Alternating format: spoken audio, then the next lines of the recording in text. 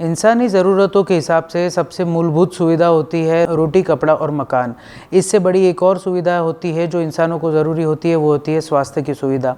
और इसी को निरंतर अच्छे से कार्य करते आ रहे हैं जो मेडिकल कॉलेज के डीन हैं, अभी हमारे साथ मौजूद है। इनसे बात करते हैं कि आने वाले समय में और अभी क्या क्या इंफ्रास्ट्रक्चरल डेवलपमेंट्स मेडिकल कॉलेजेस में हो रहे हैं। सर, किस तरीके से जो मुख्यमंत्री की तरफ से कुछ राशि आई है, क्या नए डेवलपमेंट्स आ रहे हैं, क्या नई इक्विपमेंट्स अपने पास आ रही है? मेडिकल कॉलेज में बहुत सारी गए 2 साल से बहुत अच्छे डेवलपमेंट्स आ रहे हैं, बहुत सारे डेवलपमेंट्स हैं। इसमें मैं यहाँ बताना चाहूँगा कि शासन की तरफ से भी काफ़ी सारा हमको पैसा मिला है इंफ्रास्ट्रक्चर डेवलपमेंट के लिए। अभी आपने देखा होगा कि एक हमारे ट्रॉमा सेंटर है, ट्रॉमा सेंटर टू कॉलेज या हॉस्पिटल जो है, मेडिकल हॉस्पिटल, इसके बीच में एक सेतु, नया सेतु बांधा गया है, उसको स्काई वॉक बोलते हैं हम, जिसके ऊपर से पेशेंट्स को ट्रांसपोर्ट करने के लिए एक बहुत अच्छी सुविधा हो गई है।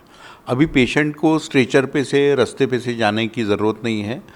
और ऐसे इसमें पहले जैसा पेशेंट को स्ट्रेचर से रास्ते पे से ले जाया जाता था तो धोखादायक भी था, क्योंकि वहाँ से ट्रैफिक भी जा रहा था। वैसे ही अनेक प्रकार के, जैसे कुछ पेइंग वार्ड्स की हमारे पास में सिर्फ 20 ही पेइंग वार्ड्स थे, अभी 80 और पेइंग वार्ड्स नए बांधे जा रहे हैं। अंडर ग्रेजुएट स्टूडेंट्स के लिए लेडीज़ की संख्या बढ़ रही है, उसलिए लेडीज़ हॉस्टल की बहुत ज़्यादा ज़रूरत थी, तो कुछ नए लेडीज़ हॉस्टल भी बांधे जा रहे हैं। एक नया मार्ड का हॉस्टल भी बांधा गया है, number of post graduate seats भी काफ़ी बढ़ गई है, तो उनके लिए एक नया मार्ड का हॉस्टल भी बांधा जा रहा है, बांध के उनको हैंडओवर कर दिया गया है। सिमिलरली एक आज तक ये नर्सिंग कॉलेज 2 हॉस्टल के रूम में था, तो एक नया 50 कोटि रुपए का नर्सिंग कॉलेज भी बांधा जा रहा है। उसी प्रकार से यहाँ पर वाहन के लिए, डॉक्टर्स के वाहन और पेशेंट्स के वाहन, इनके लिए पार्किंग की सुविधा उपलब्ध नहीं थी, तो 3 बड़ी parking spaces ground floor plus 5 माले की, जिसमें 200 कार और 200 स्कूटर, इनकी पार्किंग की सुविधा हो, ऐसी बड़ी पार्किंग की बिल्डिंग्स बन रही हैं 3 अलग अलग जगह। वैसे ही पेशेंट्स और पेशेंट के रिलेटिव के लिए यहाँ पर उनके टॉयलेट की सुविधा, पानी की व्यवस्था ऐसी नहीं थी, तो 3 बड़े जगह पे उनके लिए स्वच्छता गृह बन रहे हैं। वैसे ही पेशेंट्स के लिए और पेशेंट के रिलेटिव के लिए वेटिंग शेड्स नहीं थे, तो पेशेंट के साथ में हॉस्पिटल में रिलेटिव रहते हैं, लेकिन उनके लिए वेटिंग शेड्स नहीं थे, उनके लिए नहाने की सुविधा नहीं थी, उनके पानी ठहरने की सुविधा नहीं थी। तो उस दृष्टि से यहाँ पर 11 जगह बड़े पेशेंट के वेटिंग शेड्स बन रहे हैं, जिसमें एक वेटिंग शेड में 300 रिलेटिव्स रह सकते हैं। ऐसे बड़े पेशेंट के रिलेटिव के लिए वेटिंग शेड्स और सुविधा बनाई जा रही है। उसी प्रकार से सब ऑपरेशन थिएटर्स मॉड्यूलर किए जा रहे हैं। पूरे हॉस्पिटल का और पूरे कॉलेज बिल्डिंग का नूतनीकरण हो रहा है, सब अच्छे कॉरिडोर्स और सब इलेक्ट्रिफिकेशन और सब प्लास्टर ऑफ पेरिस का काम, जिसमें कोई भी वायर दिखेगी नहीं। उसी प्रकार से फायर फाइटिंग इक्विपमेंट्स वगैरह, ऐसे सब पूरा यहाँ पर इंफ्रास्ट्रक्चर की सुविधा ये उपलब्ध होने जा रही है।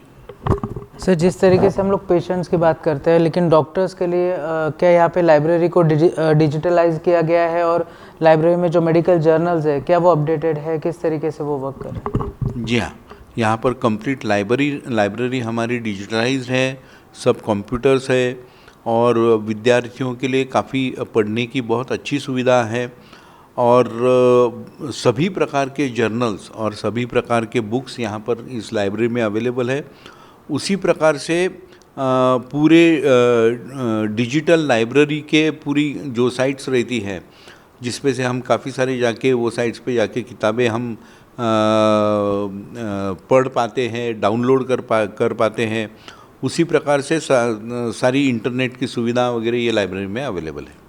एक आखिरी सवाल पूछेंगे सर, किस तरीके से जो मॉडर्न इंफ्रास्ट्रक्चर है उसके साथ में क्या मॉडर्न इक्विपमेंट्स भी मेडिकल कॉलेज में शामिल किए जा रहे हैं? बहुत मॉडर्न इक्विपमेंट्स आ रहे हैं। उसमें का एक ही मैं आपको एग्जांपल देता हूँ कि ये मेडिकल कॉलेज महाराष्ट्र में ऐसा मेडिकल कॉलेज है जिसमें सबसे पहले रोबोटिक सर्जरी की सुविधा आई है। तो रोबोटिक सर्जरी की हमने 1 साल से अभी रोबोटिक सर्जरी की शस्त्रक्रिया कर रहे हैं। 1 साल में 225 शस्त्रक्रिया हो गई है, जिसकी एक शस्त्रक्रिया की कीमत अगर बाहर के प्राइवेट हॉस्पिटल में की जाए तो करीब 5 से 10 लाख रुपए का उसकी शस्त्रक्रिया की कीमत रहती है। हर प्रकार की रोबोटिक सर्जरी यहाँ पर शुरू है और पेशेंट को ये सब गरीब तबके के पेशेंट रहते हैं, तो उसके कारण ये सब फ्री ऑफ कॉस्ट पेशेंट को सुविधा दी जाती है। तो ऐसे अनेक अलग अलग इंस्ट्रूमेंट और इक्विपमेंट से पूरा हॉस्पिटल एडवांस इंस्ट्रूमेंट और इक्विपमेंट से पूरा हॉस्पिटल में आ गए हैं और जिसका एडवांटेज पूरे पेशेंट्स को जा रहा है। निरंतर गवर्नमेंट मेडिकल कॉलेज नागपुर दशकों से ये काम करते आ रहा है, पेशेंट्स की सुविधा के लिए नए नए इक्विपमेंट्स लाते आ रहा है, इंफ्रास्ट्रक्चर में डेवलपमेंट करते आ रहा है और साथ ही साथ में जितने भी गरीब तबके के लोग हैं उनको सेवा देने का काम करते आ रहा है।